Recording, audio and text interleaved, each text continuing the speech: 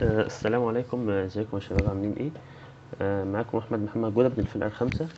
ان شاء الله معانا محاضره النهارده بعنوان اللي هو اليورينري تراك انفلاميشن، تمام، او اللي هو اليورينري تراك ايه ديزيز. تمام، تعالوا نشوف المحاضره بتاعتنا النهارده. الايتمز اللي احنا هنتكلم عنها هي مواضيع سهله، بس يعني هم مشكلتهم انهم تحس انهم كتير شويه، بس كل موضوع يعني بسيط خالص، ما فيهوش حاجه. اول موضوع عندنا حاجه اسمها الاكيوت سيستايتس، تمام. تاني موضوع حاجه اسمها الكرونيك سيستايتس، وبعد كده الستونز، بعد كده اليورينري تراك اوبستراكشن والهيدرونيفروزز والبايو ايه نفروز. احنا ممكن نقسم المحاضرات دي بالنسبه للتوبكس نقسمها على مرتين عشان ما تحسش ان الوقت كبير ولا حاجه، بس يعني هنشوف احنا ماشيين. لو الوقت معانا كويس هنخلصهم كلهم في محاضره واحده. تمام. قبل ما نتكلم عن اي حاجه كده، تعالى ناخد جزء اناتومي بسيط كده. قبل ما نتكلم بقى على اللي هو اليورينري تراك، عارفين يعني نعرف اليورينري سيستم اصلا بتاعنا عباره عن ايه. احنا عارفين ان اليورينري سيستم زي ما قلنا طبعا في الهيستولوجي والاناتومي عباره عن الكدني، تمام. الكدني نازل منها اليوريتر، بعد كده اليوريتر ده بيفتح فيه البلادر، تمام. بعد كده البلادر ديت بتفتح في الايه، بتديني حاجه اسمها اليوريثرا، واليوريثرا بعد كده تطلع على الشارع، تمام. في ستراكشر كده في الميل بس اسمه البروستاتا. البروستاتا ده موجود ورا ايه، موجود ورا اليوريثرا كده، تمام. عايزين نعرف ان عندي كدني بينزل منها اليوريتر ده بيوصل للبلادر، والبلادر بيطلع منها حاجه اسمها الايه اليوريثرا، وفي ورا اليوريثرا وهي فوق كده، اول ما تطلع من اليورينري بلادر بيبقى في حاجه اسمها الايه البروستات، تمام. تعالى بقى ناخد البلادر دي بتاعتنا، يعني احنا كده ماشي شويه. احنا لو كده رسمنا البلادر بتاعتنا بيبقى شكلها عامل كده، تمام.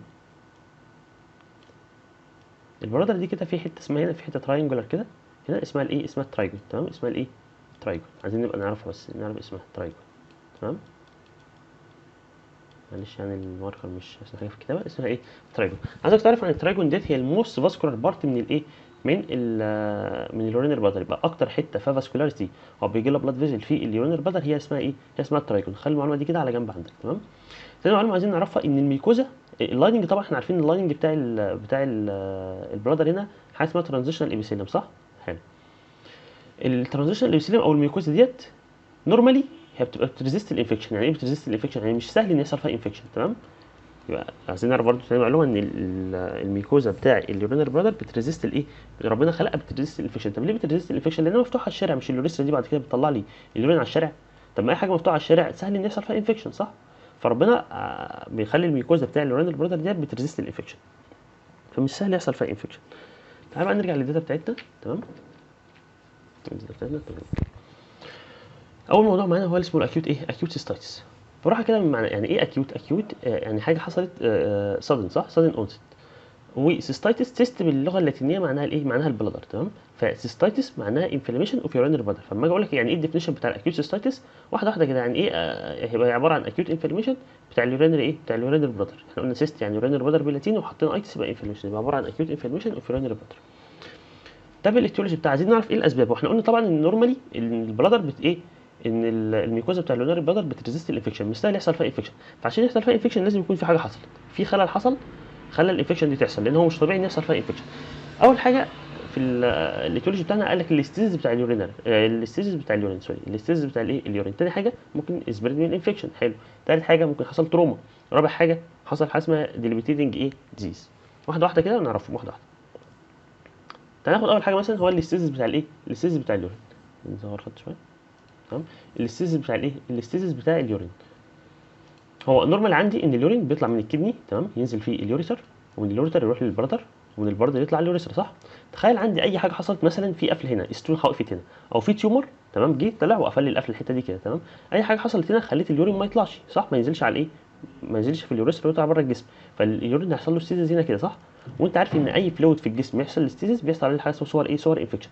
يعني مثلا لو قلت لك حصل بلاد ستيزيس، حصل يورين ستيزيس، اي سمعت كلمه ستيزيس اعرف على طول ان بيحصل وراها حاجه اسمها سكندري بكتيريال انفكشن، تمام. فقال لك اول سبب ان يحصل له اكيوت سيستايتس ان العيان ده يكون عنده ستيزيس في اليورين، فاليورين اللي واقف دوت هتيجي البكتيريا تتراكم عليه. نفس فكره الماء الواقفه، انت يعني الماء الواقفه في المستنقعات بتحس انها مش كويسه، صح؟ غير الماء اللي ماشيه على طول في الانهار والبحر، صح؟ نفس الفكره هنا كده، اي حاجه بتقف بيجي عليها انفكشن. فالستيزيس بتاع اليورين دوت ممكن يحصل عليه سكندري بكتيريال انفكشن ويعمل لي ايه، اكيوت سيستايتس. طب ايه اللي يخلي لي ان يحصل ستيزيس في اليورين؟ زي ما احنا قلنا ممكن يحصل اوبستراكشن. اوبستراكشن بايه؟ بستوم مثلا. ان البروستاتا، مش احنا قلنا البروستاتا دي كانت ورا ورا اليوريثرا، صح؟ مش البروستاتا كانت هنا كده، صح؟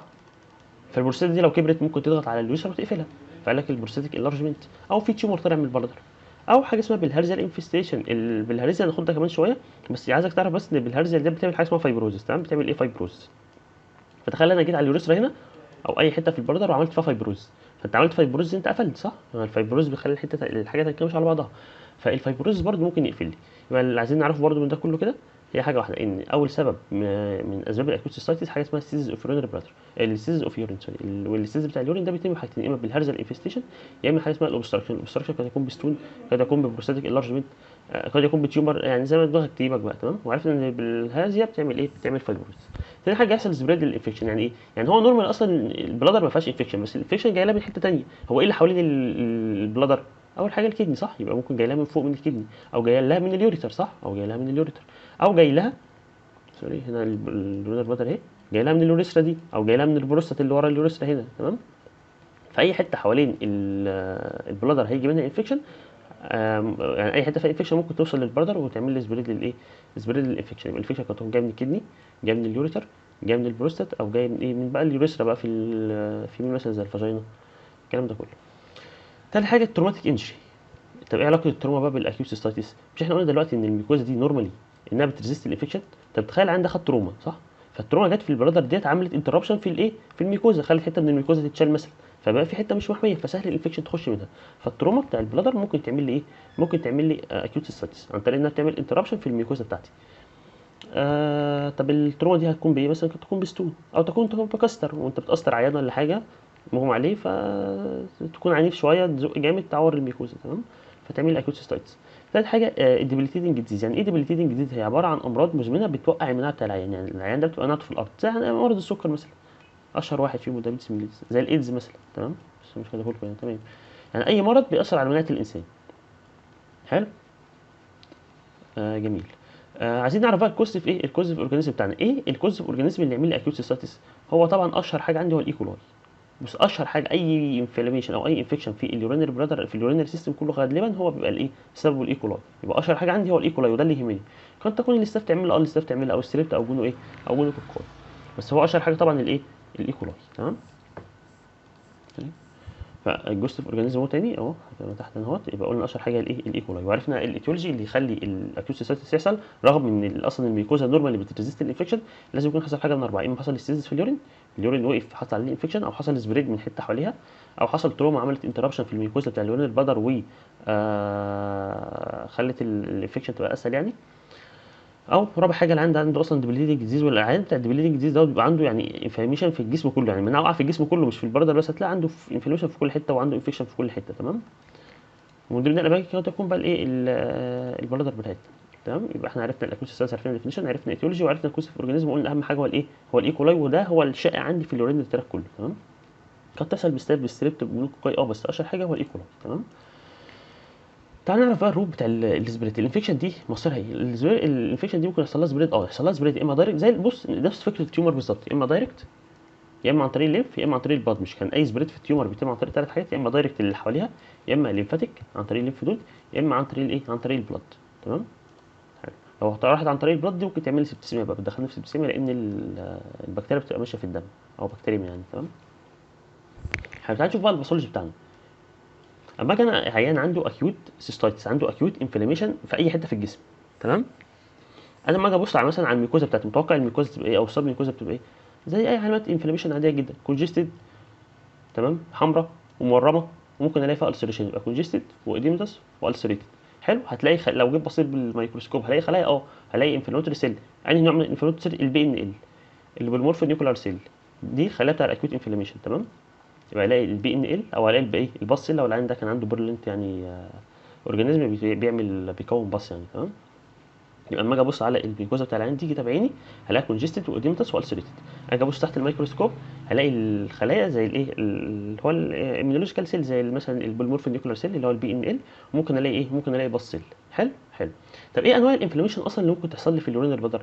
انا عندي اربع انواع من الانفلاميشن. قد تكون حاجه اسمها كاتارال انفلاميشن، او يكون حاجه اسمها بيرولنت، او هيموراجيك، او ممبرينس. واحده واحده يعني بقى. الكاتارال دي غالبا بتحصل مع الفيروس، مع الفيروس العيان بيبقى بيطلع حاجه اسمها ووتر ديسشارج، يبقى العيان بيطلع ووتر ايه؟ ووتر ديسشارج. او كاتارال معناها مفيش ايه؟ مفيش باس فورميشن. حلو، الديسشارج بتاعتي بتبقى عباره عن ووتر. تمام، ما بيبقاش فيه بص. انما البيرولانت ديت بتبقى بكتيريا سيفير انفكشن، يعني لو لقيت العيان ده عنده بيرولانت او النوع الانفلاميشن اللي عنده بيرولانت، يبقى ده العيان عنده سيفير بكتيريال انفكشن. ولازم يكون بكتيريا، لان البكتيريا هي الوحيده اللي بتعمل البيرولانت. يعني بتعمل ايه؟ بتكون حاجه اسمها بص، تمام. يبقى البيرولانت معناها ان عندي ايه؟ ان عندي بص. طب الهيموراجيك، هيموراجيك معناها في دم، والاورجانيزم عشان يعمل لي هيموراجيك سيستايتس ده لازم يعني سيفير انفكشن، تمام. يعني انفكشن عنيفه جدا، يعني يكون اورجانيزم يقعد ياكل في الميوكوزا لحد ما يوصل للبلاد فيزل ويعمل لي منها بليدنج، تمام.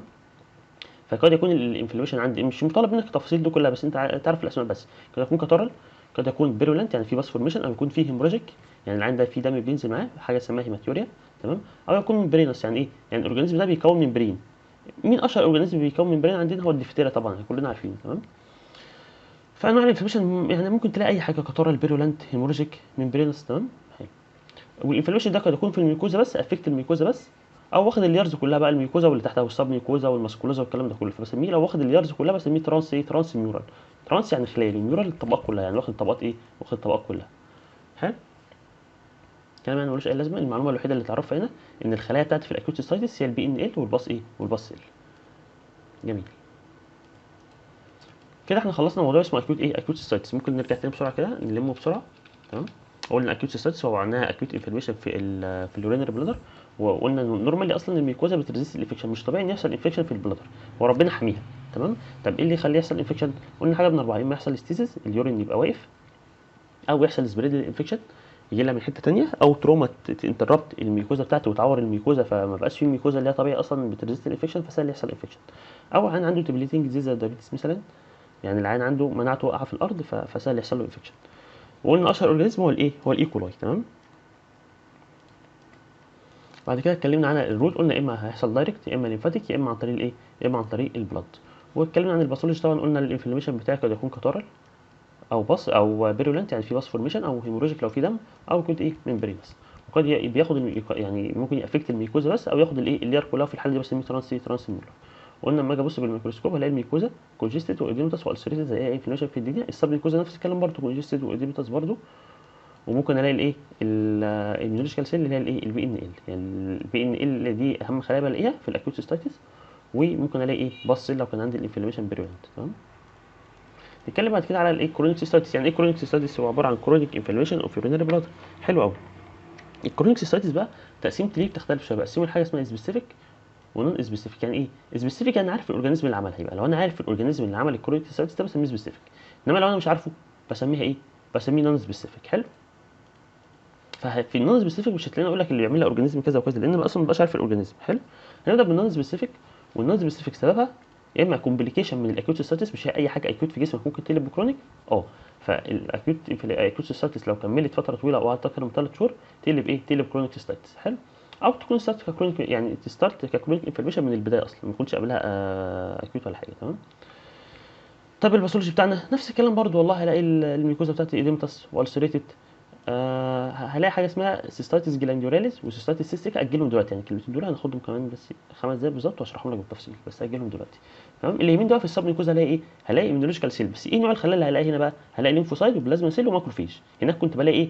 بلاقي بي ان ال، تمام. يبقى البي ان ال اس دي بتاع الايه؟ بتاع الاكيوت. انما الكرونيك بلاقي الليمفوسايت والبلازما سيل والماكرو ايه؟ والماكروفيج. الماسل لير طبعا هلاقيها هايبرتروفايد وثيكند. وممكن الاقي لو الموضوع ده استمر فتره طويله اي كرونيك انفلاميشن بيهيلنج بايه؟ بيهيلنج في الاخر بفايبروز، صح؟ وقلنا الفايبروز ممكن يعمل ايه؟ كونتراكتيف بلادر، يعني البلد يبقى حجمها ايه؟ تصغر شويه او كده، تمام. لان قلنا الفايبروز بينكمش او بيشد، تمام. يبقى الكرونيك نون سبيسيفيك المعلومه الوحيده اللي تطلع بيها يعني ان الخلايا بتاعته بتبقى الايه؟ الليمفوسايت والبلازما سيل والماكرو ايه؟ والماكروفيج، تمام. ده كله كلام ملوش لازمه. ماشي. ايه الكومبليكيشن بقى؟ يعني ايه الكومبليكيشن اللي ممكن تجي لي من الكرونيك سيستايتس؟ قال لك اول حاجه ممكن يحصل سبريد، صح؟ يعني سبريد الانفكشن. مش هو البلادر اهي؟ حلو. مش كان في هنا كده كدني؟ حلو. وكان في هنا اليوريتر اهو. ممكن الانفكشن ايه؟ تروح من البلادر هنا، وخاصه ان ده كرونيك يعني قاعده بقى لها كتير قوي، تمام. وتطلع تاسندنج ايه؟ تافكت اليوريتر او تافكت الايه؟ او تافكت الكدني، صح؟ لو ضربت اليوريتر بسميها يوريترايتس، تمام. ولو في الكدني بسميها بايلو ايه؟ بايلو نفرايتس. تاني حاجه، مش الكرونيك انفلاميشن ده ممكن يهيلنج فايبروزس، ممكن يعمل فايبروزس وهيعمل ايه، يعمل لي ستيزس، صح، ممكن يعمل لي ستيزس. ولو عمل لي ستيزس ممكن يكون لي ايه، ستون فورميشن، يعمل حاجه اسمها ستون فورميشن نتيجه ان اللورين واقف كتير وفي انفكشن كمان، ففرصه الستون بتبقى عاليه. طب اي نوع من الستون بيكون حاجه اسمها الفوسفات ايه، فوسفات ستون. ما تشغلش بالك بقى دلوقتي، بس اعرف لي بس ان الانفكشن بيكون معايا حاجه اسمها فوسفات ستون. ده بقى هيفرق معايا، هيفرق معايا كمان شويه لما نيجي ناخد الستون. ولا ايه؟ لان انا عندي كذا نوع من الستون، في حاجه اسمها كالسيوم اوكزاليت، في حاجه اسمها سيستاين، في حاجه اسمها يوريك اسيد، تمام. دي كلها انواع من الستون.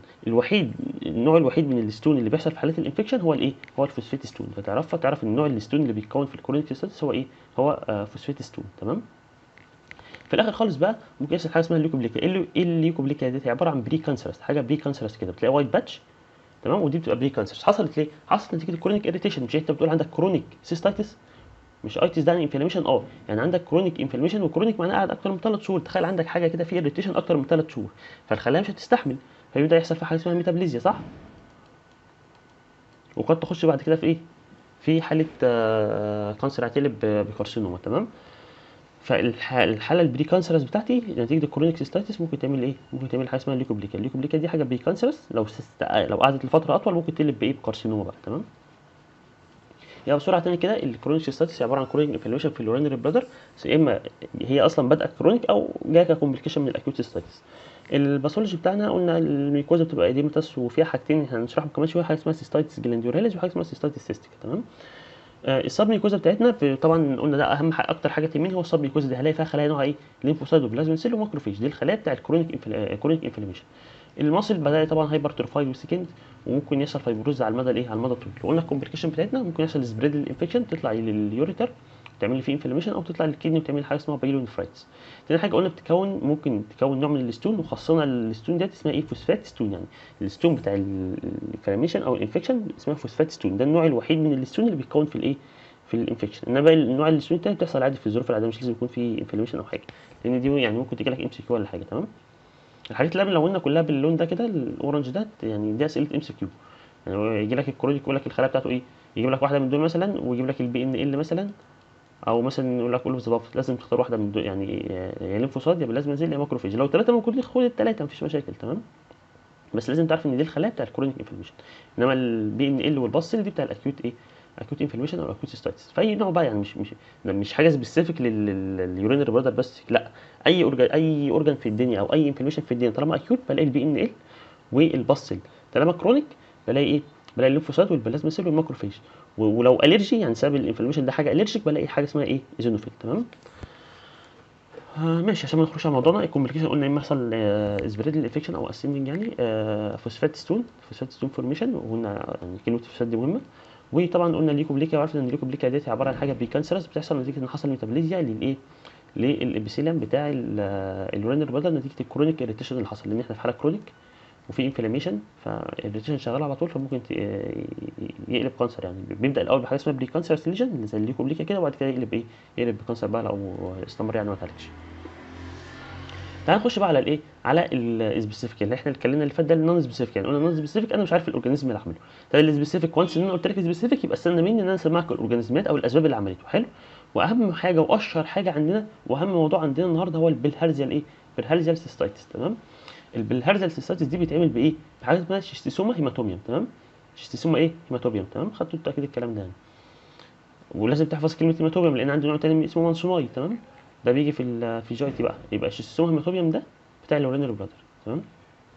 ايوه، بتيجي فين بقى الليجن، بيجي في الموست فاسكولار اريا من الايه، من البلادر. احنا قلنا ايه الموست فاسكولار اريا في الاول خالص لما كنا بنشرح الاناتومي، هي الترايجون. يعني البلهارزيا سيستاتيس ده بيبقى سبيسيفيك لمنطقه الترايجون، اكتر حته يحصل فيها الترايجون. ليه؟ لان دي اكتر حته فاسكولار. طب ليه برضو؟ لان الاورجانيزم ده اصلا بيمشي في الدم، تمام، ويطلع الاوفا بتاعته في الدم. فطبيعي ان اكتر حته يوصل لها اوفا او اكتر حته يوصل لها الاورجانيزم هي اكتر حته يوصل لها دم، اللي هي الترايجون، تمام. انت كده خالص يعني. ماشي.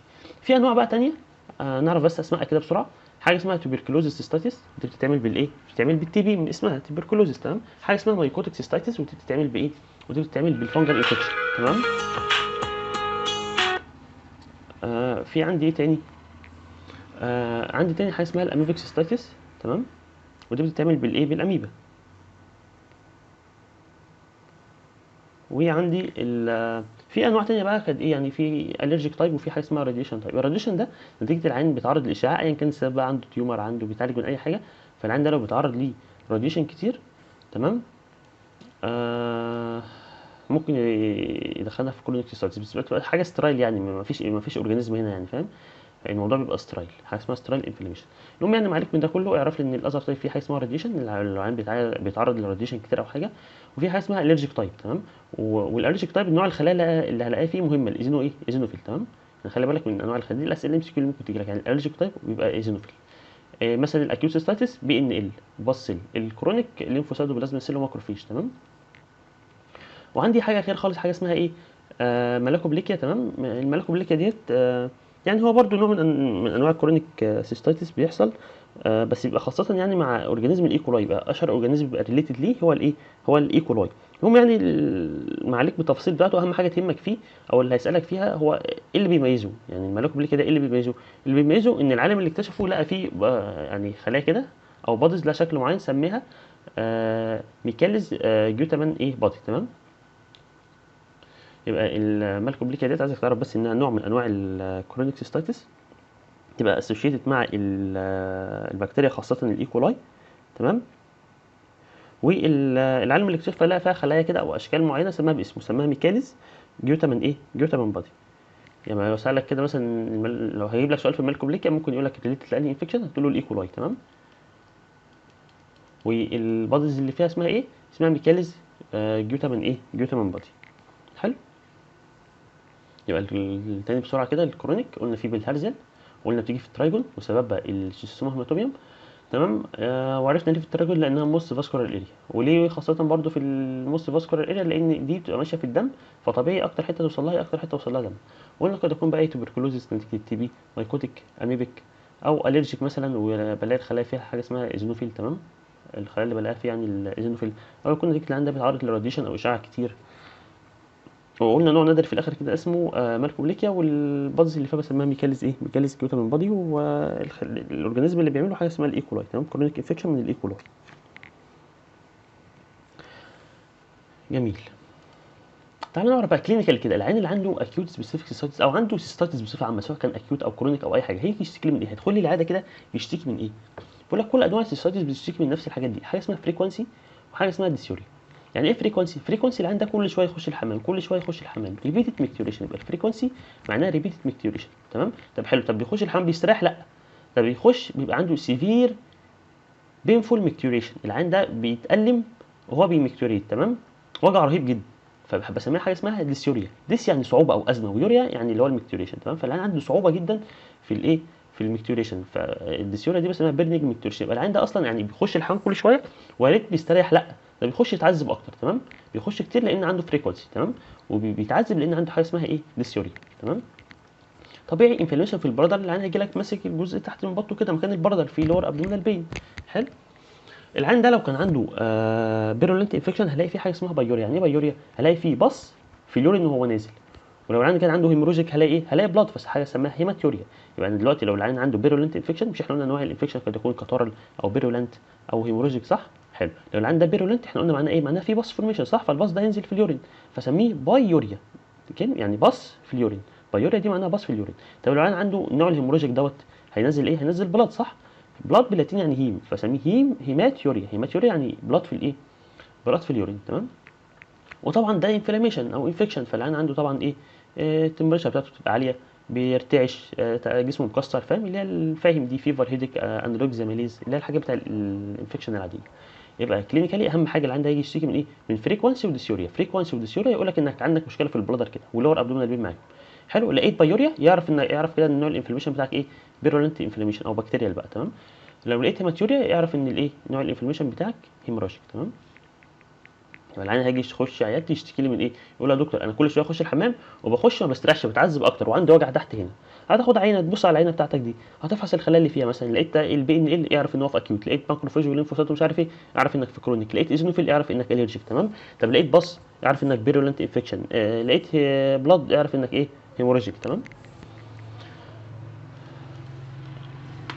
تعالى بقى ناخد الايه، الكومبليكيشن. العيان اللي عنده كرونيك سيستايتس ده يعني ايه الكومبليكيشن اللي ممكن تحصل له؟ هو احنا مش ماشيين بترتيب الكتاب بالظبط، تمام؟ فانت بس تابع معايا هنا وهتلاقي كل حاجه اتقالت في الكتاب، يعني عشان ما تبقاش يعني لو انت ماشي ورايا من الكتاب او حاجه. تعال نخش بقى على الكومبليكيشن. الكومبليكيشن احنا جمعناها في كلمه ايه؟ اي بي سي، تمام؟ اي و2 بي وسي. الاي دي ايه؟ انيميا، تمام؟ يبقى الاي انيميا. بي بلادر نيك اوبستراكشن او بلادر اوبستراكشن، تمام؟ البي الثالثه حاجه اسمها بكتيريال انفكشن، تمام؟ والسي بقى الاخيره اللي هو الكارسينوما. يبقى اي بي سي، تمام؟ اهي اي بس 2 بي وسي. انيميا، بلادر نيك اوبستراكشن، بكتيريال انفكشن، وايه؟ وكارسينوما. حلو. مش احنا قلنا العيان ده ممكن يجي بهيماتوريا، او يعني كل شويه ينزل ايه؟ ينزل بلاد في اليورين، فاكيد كميه البلاد عنده هتقل فيخش في انيميا. يبقى الانيميا نتيجه لو العيان عنده ايه؟ هيماتوريا. الريكورنت هيماتوريا ديت ممكن تدخل العيان في انيميا، تمام؟ تاني حاجه بقول لك ممكن يحصل بلادر نيك اوبستراكشن. يعني ايه؟ يعني مش البلادر اهي، وده العنق بتاعها كده اللي هو نازل منه الوسع، ممكن قال لك ممكن يحصل اوبستراكشن هنا كده. طب الاوبستراكشن اللي هيحصل هنا ده هيحصل ليه؟ قال لك نتيجه الكرونيك انفكشن ده او الكرونيك سيستاتيس دي مش بتهيل في الاخر بفايبروزز. فالفايبروزز ده يعمل ايه؟ انا عملت فايبروزز هنا كده، تمام؟ وقفلت ايه؟ قفلت البلدر هنا كده، فاليورين بيتجمع هنا، صح؟ مش عارف ينزل. حلو. فهلاقي في هايبرتروفي ودايليتيشن في البلدر. ما البلدر ده هتقعد تتملي، صح؟ تتملي بيورين، تتملي وهي الاستيك، فتقعد توسع توسع تكبر لحد ما توصل لاكبر حجم ليها، تمام؟ وهي عماله تتملي، تمام؟ حلو. فبيحصل حاجه اسمها ايه؟ هايبرتروفي ودايليتيشن للايه؟ للبلدر. ويحصل يورين ريتنشن طبيعي جدا، اليورين هيخليه واقف هنا مش عارف ينزل. بيقول لك ممكن يحصل حاجه اسمها بلادر دايفرتيكولم. يعني ايه دايفرتيكولم؟ دايفرتيكولم ده يعني تلاقي حاجه ماشيه كده وطلع منها بتاع كده عامل كده، تمام؟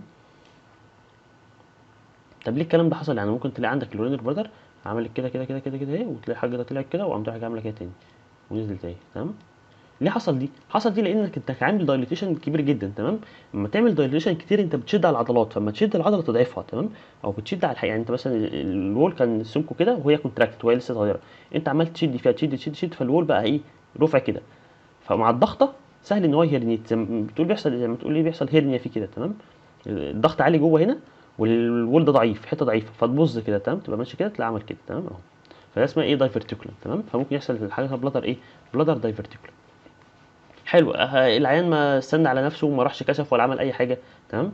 ادي البلادر اهيت، انا رسمه البلادر اهي ومليانه مليانه، تمام؟ وطبعا في كدني فوق عندك هنا، وفي وفي اليوريتر، صح؟ اليوريتر نازل هنا كده بيفضي فيها.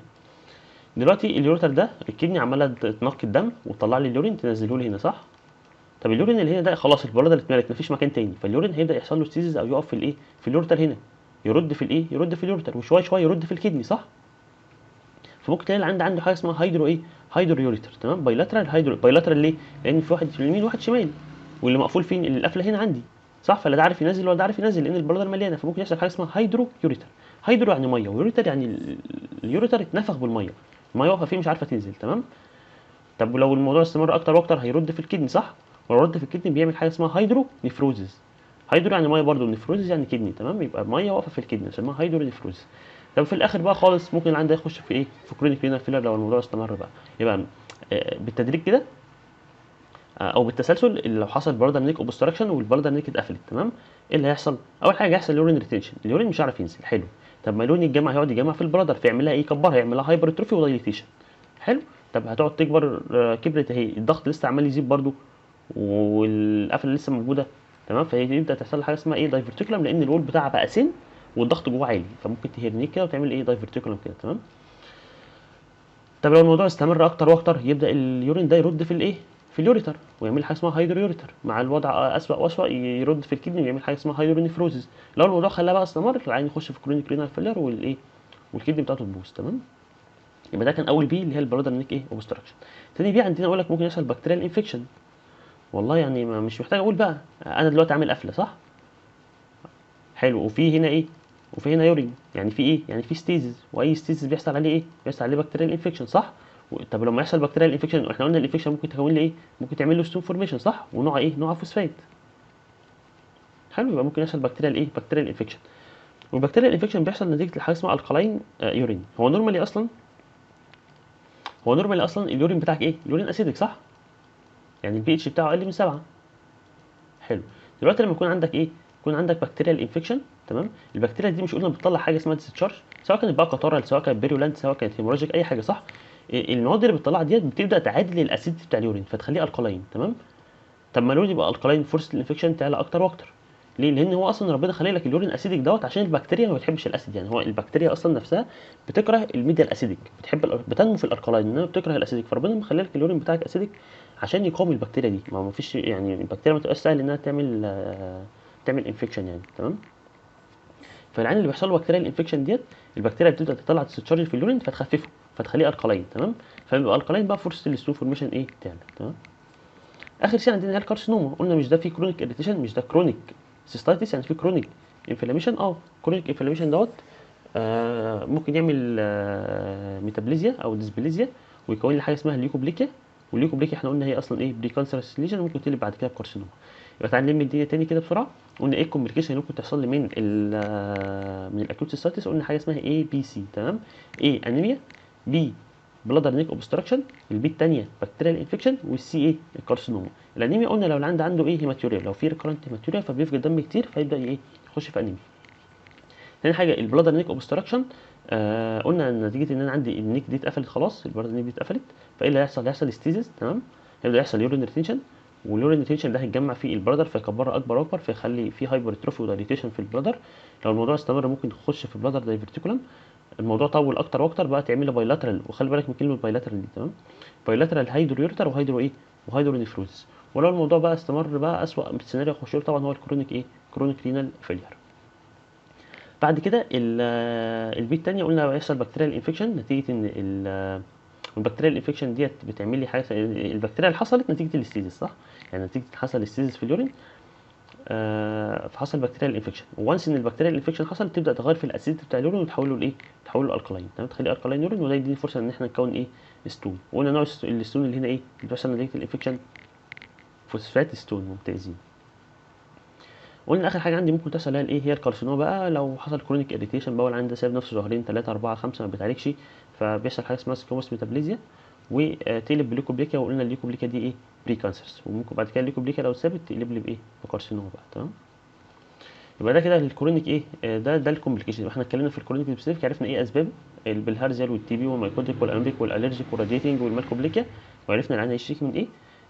يخش الحمام كتير وعنده ما بيخش ما بيستريحش بيتوجع اكتر، عنده ديسيوريا وفي وجع في بطنه من تحت، ولو كان في بص هيعمل لي بايوريا، لو في بلاد هيعمل لي هيماتوريا. تمام. مع بقى علامات الانفكشن العاديه اللي هو الفيفر هيديك انوركسيا ماليز حرارته عاليه بيرتعش مصدع مش عارف ايه. وقلنا الكومبليكيشن جمعناها في كلمه اي بي سي. قلنا انيميا يا اما بلادر نيك اوبستراكشن نتيجه الفايبروزيس يا اما بكتيريال انفكشن يا اما ايه يا اما كارسينوم. تعالى نمسك بقى الايه البكتيريا بتاع سوري البلهارزيال بقى ونتكلم عنها شويه. تمام. تعالى نجيب الوايت بورد احسن. ماشي.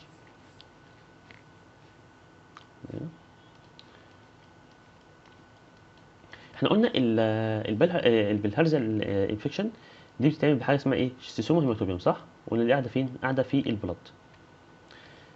احنا هناخد مقطع من الرينال بلاد دلوقتي ونرسمه. ده كده الاسود ده كده ده الايه الميكوزا بتاعتنا. تمام. اللي باللون الاحمر ده كده دي كده السب ميكوزا. تمام. واحنا عارفين ان البلاد فيزل بتبقى موجوده فين؟ بتبقى ماشيه في السب ميكوزا هنا. تمام. حلو اهو. البلاد فيزل اهي بلاد فيزل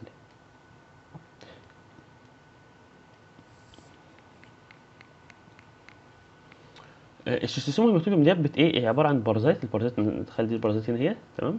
اهي دي البارازيت اهي. تمام. اهي البارازيت دي بتبدا تطلع حاجه اسمها الاوفا بتاعتها، البويضات بتاعتها دي بتبدا تمشي ايه تمشي في الدم. تمام. خلينا نرسمها باللون تاني مثلا باللون الازرق عشان يبقى باين. تمشي ايه تمشي في الدم تمشي في الدم تمشي في الدم لحد ما توصل فين؟ لحد ما توصل في البلاد فيزل هنا كده. تمام. اما تبدا توصل في البلاد فيزل هنا تبدا تتجمع تحت الايه تحت الميكوزا تحت السب ميكوزا هنا كده. تمام. فتح تتجمع هنا كده تتجمع هنا. التجمع بتاع ده بقى بياخد شكل من ثلاثه. تمام. بياخد شكل ايه بياخد شكل من ثلاثه. اما بياخد حاجه اسمها بيعمل لي حاجه اسمها ساندي باتش. تمام. تلاقي حاجات عامله كده ساندي باتش كده شبه الرمل المحبب كده. تمام. او يعمل لي حاجه اسمها بوليب فورميشن. تمام. بوليب فورميشن. تمام. او يعمل لي حاجه اسمها ايه حاجه اسمها ألسر. تمام.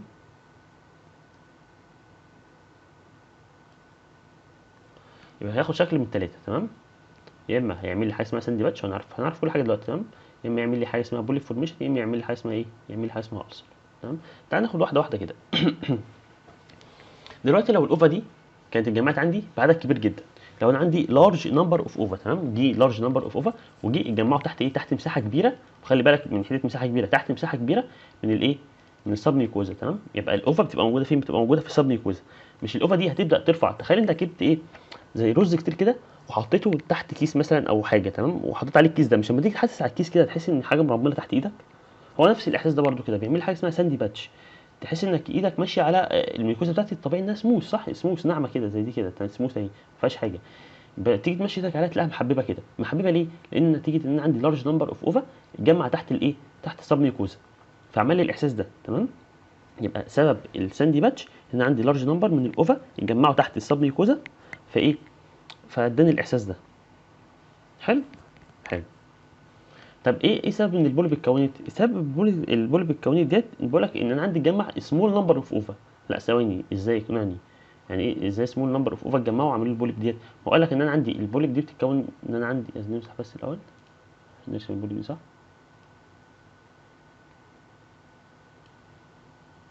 البوليب شكلها صح، يبقى اعمل كده اهي.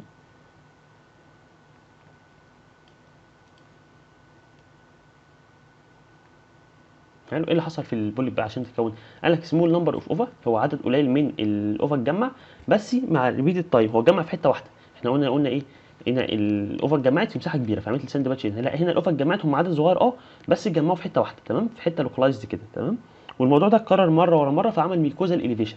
يعني عندي الستون الاوفا قعدت تتجمع هنا عددهم صغير بس في مكان واحد في مساحه صغيره، فعمل لي اليفيشن للميكوزا. الميكوزا ما تقول باظ كده، طلعت عمل اليفيشن، تمام. فكونت لي حاجه اسمها البوليب دي. حلو. البوليب دي عباره عن ايه بقى؟ البوليب دي اي بوليب في الدنيا لها حاجتين، لها حاجه اسمها كفر ولها حاجه اسمها كور، تمام. يبقى لها حاجه اسمها كفر وحاجه اسمها كور. الكفر بتاعنا هنا ايه؟ الكفر بتاعنا هنا هو الميكوزا، صح. يبقى الكفر بتاعنا عباره عن ايه؟ عباره عن ميكوزا. طب الكور بتاعنا، الكور بتاعنا عباره عن كونكتيف تيشو من السب ميكوزا، صح. يبقى الكور، الكفر بتاعنا، الكفر بتاعنا عباره عن ميكوزا، والكور عباره عن كونكتيف تيشو اللي هو جاي منين؟ جاي من السب ايه، من السب ميكوزا، تمام. ولا بلاقي في ايه بقى؟ السب ميكوزا ده بلاقيها سراوندد بالاوفا، لان احنا قلنا الاوفا موجوده فين؟ موجوده في السب ميكوزا. يبقى البوليب لما اجي ابص عليه تحت الميكروسكوب هتلاقيها متحوطه من بره بميكوزا ومن جوه بكور، والكور ده حواليه ايه؟ حوالي الاوفا بتاعتنا، تمام. بس اهم كلمه تهمني ان الساند باتش نتيجه ايه؟ لارج نمبر اوف اوفا، عدد كبير من الاوفا، انما البوليب نتيجه سمول نمبر اوف اوفا، تمام. حلو.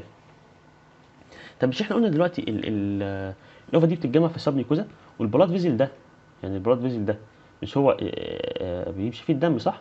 موجود فين؟ قلنا موجود في السب ميكوزا، صح. تخيل انا عندي هنا كميه ايه؟ كميه اوفا كتير، اوفا كتير، اوفا كتير، فبدات تضغط على البلاد فيزل هنا، صح. فكميه الدم اللي بقت رايحه هنا ايه؟ قليله.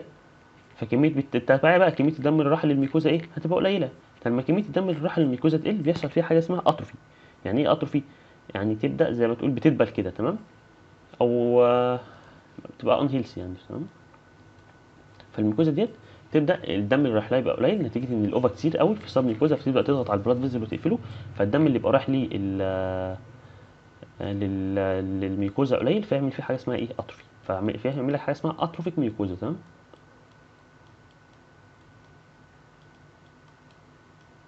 هيعمل لك اتروفيك ايه؟ اتروفيك ميكوزا، تمام. فلما اجي ابص على الميكوزا عندي، سواء كان في حاله بوليب، في حاله ساندياتش، في اي حاله، بتلاقي ان الميكوزا بتاعتك ايه؟ اتروفي. ليه اتروفي بقى؟ بسميها حاجه اسمها اتروفيك ميكوزا. ليه بيبقى في اتروفيك ميكوزا؟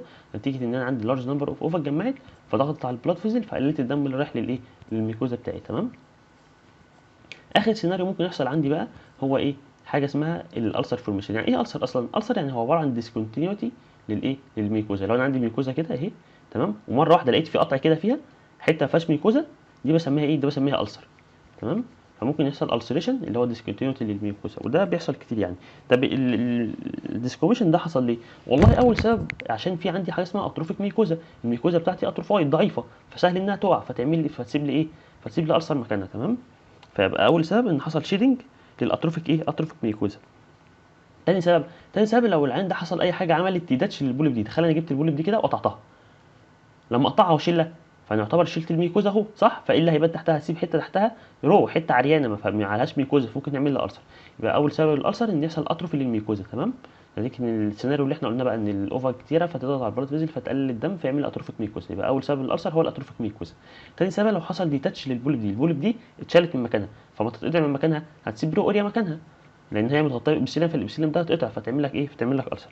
او ممكن يحصل سيناريو ونادرا جدا ما يحصل ان الاوفا اللي موجوده تحت ديت تبدا تخترق السب ميكوزا وتبدا تخترق الميكوزا، فلما تخترق الميكوزا تقطعها فتعمل لي ايه، فتعمل لي السريشن. يبقى الالسر اتكونت بثلاثه ايه، ثلاثه ميكانيزم. اول حاجه اتروفيك ميكوزا، تاني حاجه لو حصل ديتاتش للبوليب ديت، تالت حاجه او اخر سيناريو لو الاوفا ديت انجرايت وقامت رايحه جايه معديه من السب ميكوزا وطلعت على الايه، على الميكوزا خرمتها، عملت بنتريشن للميكوزا، فتسيب لي مكانها رو اريا صح، فايه فتعمل لي السريشن تمام.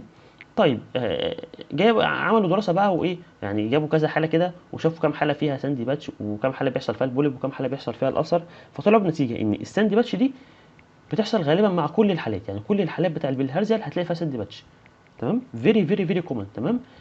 وبعدها على طول في الحدوث يعني هو الايه، هو الالسر، يبقى دي فيري كومن تمام. انما الالسر قالك لا هو ايه، بتبقى كومن بس يعني ممكن تحصل في حالات او حالات لا، بس ايه الاكتر بتحصل تمام. انما البوليب ديت ليس كومن، دي اقل ايه، اقل حاجه بتحصل. يبقى اكتر حاجه بتحصل الفيري كومن هي الايه، هي الساندي باتش، بعد كده الكومن هو الايه، هو الالسر. الليس كومن بقى هي الايه، هي البوليب دي اقل حاجه بتحصل تمام. جميل جدا، تعالى نرجع بقى للداتا بتاعتنا.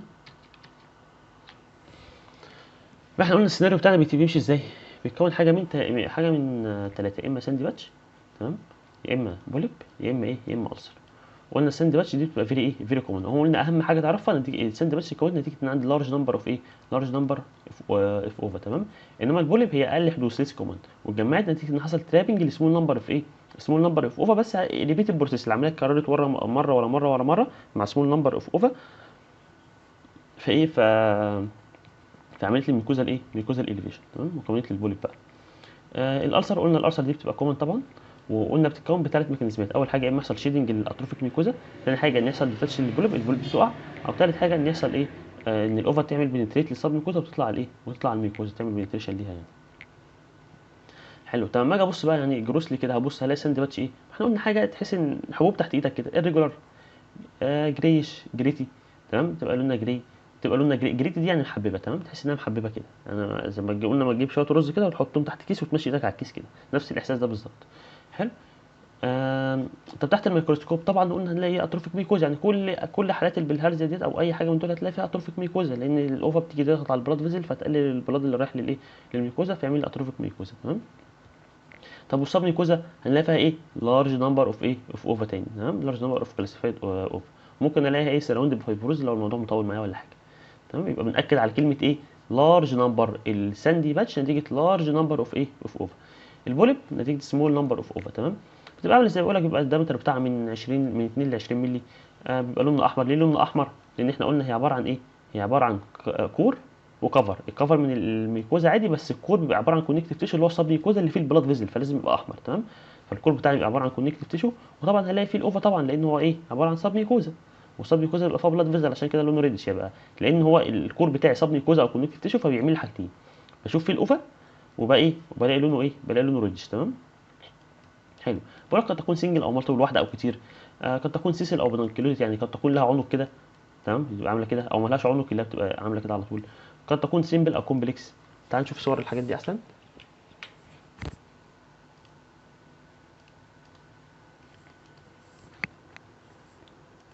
الصور دي اللي عندك في الكتاب مثلا، دي مثلا السيسل اهي، شوف ملهاش عنق كده، انما دي بتنكيلوتد اهي، شايف العنق ده كده، بسميها ذات العنق، بتنكيلوتد يعني ذات العنق، لها عنق كده تمام.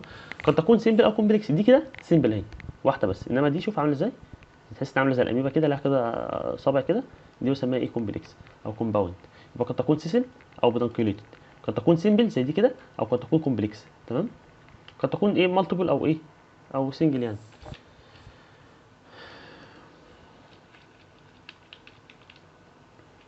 حلو. حلو. قلنا عباره عن ايه، اي بول في الدنيا عباره عن كفر من ميكوزا وكور من كونكتيف ايه، من كونكتيف تيشو. قلنا الكور ده هلاقي فيه الاوفا طبعا لانه عباره عن سب ميكوزا. اخر حاجه عندي الالسر بقى. الالسر نفس الكلام برضو، قد تكون سنجل او مالتيبل، سمول او لارج، قد تكون سوبرفيشال او ديب يعني تبقى على السطح بس، او تنزل جامد تمام. وقلنا سببها ان بيحصل لوس للايه، للميكوزا الكفرنج تمام. مع اللونج ستاندنج بقى، لو العيان ده استمر فتره طويله ممكن يحصل طبعا ايه، اي لونج ستاندنج او اي يعني اي كومبليكيشن لاي انفلاميشن، مع اي كرونيك انفلاميشن لازم يهيل بالايه، يهيل بفايبروز. فمع اللونج ستاندنج ممكن الاقي ايه، ممكن الاقي دينس فايبروز ايه تكون تمام، فيحصل ديفلوب الايه، الدنس فايبروز ده في الحالات الايه اللونج ستاندنج. تمام. يبقى ده كده كان اهم موضوع عندي اللي هو الايه اللي هو بتاع البلهارزل. تمام. لو بسرعه تاني، انا عندي ساندي باتش، عندي بوليب، عندي ألسر. اللي يهمني بقى هقول الحاجات اللي تهمني بس، ان الساندي باتش دي فيري كومن نتيجه لارج نمبر اوف اوفر، مش عايزين حاجه منها تاني. ان البوليب بتبقى هي ليس كومن وبتيجي نتيجه ايه ترابل سمول نمبر اوف اوفر. تمام. وعباره عن كفر وكور، كفر من ميكوزا وكور من ايه من كونكتيف تيشو. الالسر دي بتيجي كومن ونعرف انها بتحصل نتيجه يا اما شيدنج للاتروفيك ميكوزا او ديتاتش للبوليب او ايه او حصل اوفر بنتريشن للميكوزا، وسببها ان حصل لوس للايه للميكوزا الكفرنج. اخر حاجه في اللونج ساندنج ممكن يحصل ايه ممكن يحصل حاجه اسمها دنس ايه دنس فايبروسيس. تمام. نيجي بقى لحاجه اسمها يوروثيليال اتشينج. قال لك ممكن يحصل شويه اتشينج كده في الميكوزا بتاع الايه في الميكوزا بتاع اليورينري بلادر. تمام. قال لك ممكن رقم واحد يحصل حاجه اسمها هايبربليزيا او برانز نيست او سيستايتس سيستيكا او سيستايتس جلاندولاريز اللي انا قلت لك سيبهم اجلهم فوق هناخدهم دلوقتي. او ممكن يحصل في الاخر حاجه اسمها ايه بقى ميتابليزيا والليكوبليكيا وايه والزبليزيا. واحده واحده كده. انا قلنا اي كرونيك انفلاميشن ممكن يحصل فيه حاجه اسمها هايبر بليزيا، صح؟ مش انا عندي كرونيك دلوقتي بالهرزه الانفكشن دي عباره عن نوع السبيسيفيك كرونيك سبيسيفيك سيستايتس، صح؟ يعني في كرونيك انفلاميشن فتعمل حاجه اسمها هايبر بليزيا. هو اي كرونيك انفلاميشن في الدنيا بيبدا بهايبر بليزيا لان الجسم بيحاول يدافع عن نفسه، في حاجه عماله تيريتيت الحته دي، فالجسم يبدا يضاعف الخلايا اللي هنا بحيث يقاوم الاريتيشن ده. تمام. مع الوقت بقى ممكن الخلايا اللي بتتكسر ديت يحصل فيها خلل وتقلب بايه ببريكانسرس ليجن، وبعد كده تبقى ايه تقلب بكانسر. يبقى بدايه اصلا البريكانسرس ليجن هو الهايبر بليزيا اللي بتحصل دي. يبقى اول حاجه بيحصل ايه هايبر بليزيا. تمام. طب لو الموضوع استمر اكتر واكتر ممكن نخش اللي عندها في حاجه اسمها ايه ميتابليزيا، صح؟ شكل الخلايا يتغير. طب لو استمر اكتر واكتر ممكن يخش في حاجه اسمها الليوكوبليكيا اللي هي بري كانسرس. لو الموضوع صار اكتر واكتر بقى يخش في ديسبليزيا وايه وكارسينوما. تمام. حلو. يبقى احنا كده عرفنا السيكونس بتاع الهايبربليزيا. يبقى الكرونيك اريتيشن يعمل هايبربليزيا، الهايبربليزيا ممكن تعمل ميتابليزيا، الميتابليزيا تقلب بليوكوبليكيا اللي هي حاجه اسمها بري كانسرس ليجن، وفي الاخر ممكن تقلب ديسبليزيا وايه وكارسينوما. باقي لنا الثلاث حاجات اللي في النص دي كده اللي هم حاجه اسمها برانز نيست وسيستاتيس سيستيكا وسيستاتيس جلاندولاريز. دول الثلاثه دول ريليتد لبعض. تعال نشرحهم على الصوره احسن عشان يبقى الموضوع اسهل يعني. تمام. دلوقتي احنا قلنا الميكوزا ديت بيحصل فيها ايه؟ دي الميكوزا بتاعتي، صح؟ اهو. بيحصل فيها هايبربليزيا. الميكوزا زي ما يحصل فيها هايبربليزيا هي الخلايا دي بدات تزيد، ممكن جزء من الحته من الخلايا اللي زادت ديت يبدا يحصل له ديتاتشمنت وينزل في السب ميكوزا فيعمل لي حاجه اسمها برانرز نيست. يبقى برانرز نيست ديت اللي انا بلاقي ميكوزا اجزاء من الميكوزا في السب ميكوزا. يبقى بلاقي اجزاء من الميكوزا فين؟ في السب ايه؟ في السب ميكوزا فسميها برانرز نيست. مع مرور الوقت كده ممكن يحصل سنترال ديجنريشن للايه للنست دي. يعني هي النست اهي امال اهي سولك كده حاجه سولك كده، ممكن شويه شويه الاقي حصل ايه سنترال ديجنريشن بقى جواه فاضي. لو لقيت جواه فاضي كده بسميها سيستايتس سيستيكا اللي هي دي كده اهي دي كده. البينارز نست ممكن يحصل فيها سنترال ديجنريشن وتعمل لي حاجه اسمها سيستايتس سيستيكا، بتبقى شبه السيست كده دايره ومليانه ميه فشبه السيست فسميتها سيستايتس سيستيكا. تمام. ممكن السيستايتس سيستيكا ديت الخلايا بتاعتها هي دي خلايا ميكوزا، صح؟ ترانزيشنال ابيثيليوم. حلو. ممكن تقلب ايه تقلب بحاجه اسمها كولامنر، يعني يحصل فيها ميتابليزيا وتعمل حاجه اسمها كولامنر ايه كولامنر ابيثيليوم. في الحاله دي بسميها سيستايتس جلانديولاريز. ليه سميتها سيستايتس جلانديولاريز؟ سيستايتس لان عندي اكوت ده كرونيك انفلاميشن للوينر بلادر، وجلانديولاريز لان اللي كونت هنا الخلايا الكولامنر سيل. وانت عارف الكولامنر سيل دي هي الخلايا يعني اي جلاند في جسمك بتطلع سكريشن الخلايا بتاعتها جلاند ايه سوري الخلايا بتاعتها كولامنر ايه كولامنر سيل.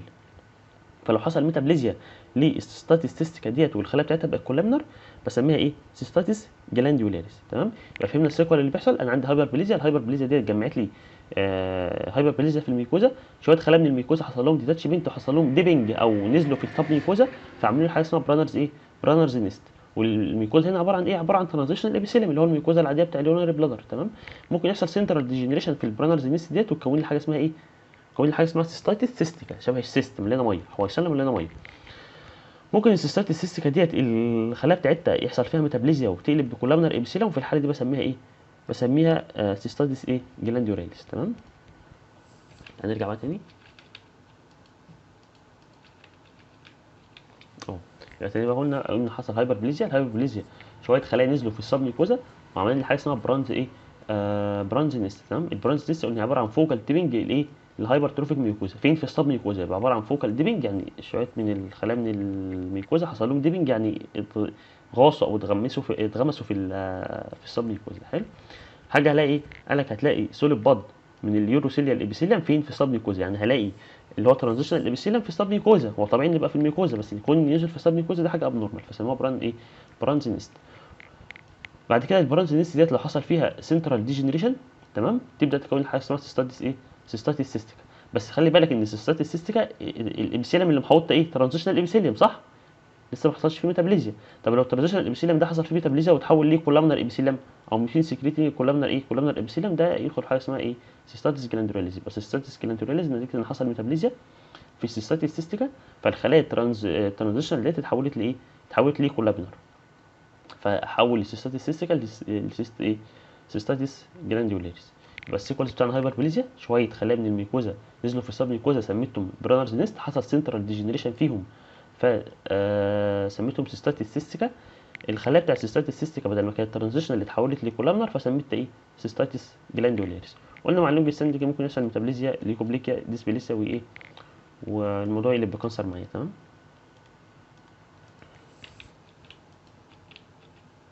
اعتقد كفايه كده المحاضره ديت، نلم اللي احنا قلناه تاني بسرعه كده.